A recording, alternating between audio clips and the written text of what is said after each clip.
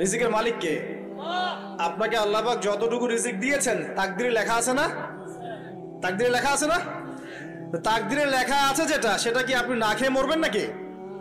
যদি আপনার তাকদিরে থাকে যে আপনি 50 বছর বাঁচবেন আর 50 বছরে আপনি 500 মণ চাল খাবেন, কথার কথা, ওই চালের এক দানা বাকি থাকতে আপনি মরবেন? মরবেন না। তাহলে রিজিক কি আমার সাথে সম্পৃক্ত না আল্লাহর সাথে সম্পৃক্ত? এই বিশ্বাসটা করতে হবে। তো দাড়ি রাখলে কি মেয়েরা পছন্দ করবে না নাকি? বলেছে যে বিয়ে করবো না দাড়ি রাখলে, এমন কথা বলেছে? যদি কোনো মেয়ে এরকম কথা বলে, ওই মেয়েকে বিয়ে করার দরকার নেই আপনার। যদি কোনো মেয়ে আপনাকে বলে যে দাড়ি রাখলে ভালো লাগে না, শেভ করতে হবে, না হলে বিয়ে হবে না, বিয়ে করবো না, ওই মেয়েকে বিয়ে না করাই উচিত আপনার। ওর তো মানে আপনাকে বিয়ে করার যোগ্যতাই হয়নি, ওর তো যোগ্যতাই হয়নি আপনাকে বিয়ে করার। সে তো দাড়ি নিয়ে প্রশ্ন তুলছে। যে মেয়ে বলবে যে নবীর সুন্নত আছে এজন্য আপনাকে পছন্দ করি, তখন বুঝবেন যে হ্যাঁ, এই মেয়ের মধ্যে ভালো কিছু আছে। যেই মেয়ে দেখবে যে আপনি নামাজি কিনা, যেই মেয়ে দেখবে আপনি নামাজি কিনা, দাড়ি আছে কিনা, ইমানদার কিনা, দিনের জন্য কিছু করেন কিনা, হালাল খান কিনা, ওই মেয়ে ইনশাল্লাহ আপনার ঘরে শান্তি দিবে। আর যেই মেয়ে আপনাকে দেখবে আপনার কত বড় সম্পত্তি, কতটা বড় জমি, কত বড় চাকরি, সুদ খান কিনা ওর কোনো আসা যায় না, টাকা হইলেই হইল, এগুলোকে ঘরে ঢুকালে অশান্তি আর অশান্তি। কি চাচ্ছেন, শান্তি না অশান্তি? নবী সাল্লাল্লাহু আলাইহি ওয়াসাল্লাম বলেছেন, দিনদারিতা দেখে মেয়েদেরকে বিয়ে করো। কি দেখে? একই বিষয় ছেলেদের জন্য মেয়েদের জন্য সেম। ছেলে দেখতে হবে দিনদার কিনা, মেয়ে দেখতে হবে দিনদার কিনা, পর্দা করে কিনা, দিনদারিতা আছে কিনা। দুনিয়ার এই ছোটখাটো বিষয় যদি দেখেন, তুচ্ছ বিষয়গুলো, একদিন না একদিন আপনি পস্তাবেন কিন্তু। আর যদি আপনি দিনদারিতা দেখেন, ইনশাল্লাহ আপনি কোনোদিন পস্তাবেন না ইনশাল্লাহ। আল্লাহ পাক তৌফিক দান করে নেবেন। এটা একটা বড় সিদ্ধান্ত জীবনের। এই সিদ্ধান্তে যদি ভুল করে ফেলেন, সারা জীবন পস্তাতে হবে।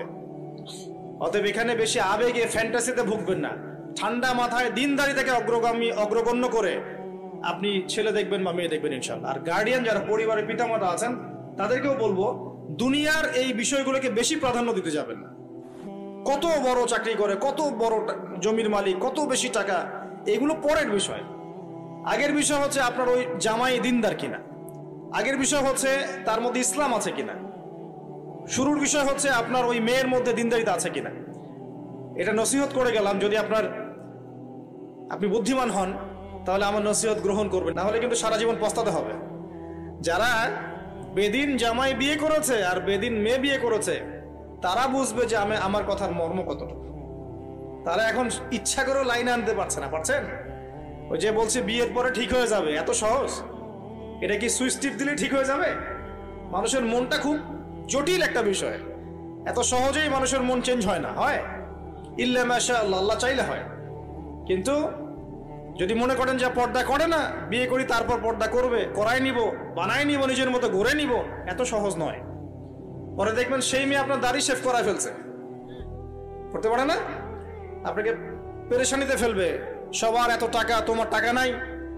এই যুগে একটু সুদ খেলে কি হয়, সমিতিতে নাম লেখালে কি হয়, সুদের লোন নিলে কি হয়, সবার একতলা বাড়ি, আমার কেন, সবার 4-5 তলা বাড়ি, আমার কেন একতলা থাকবে, নাও লোন নাও, বাড়ি করি।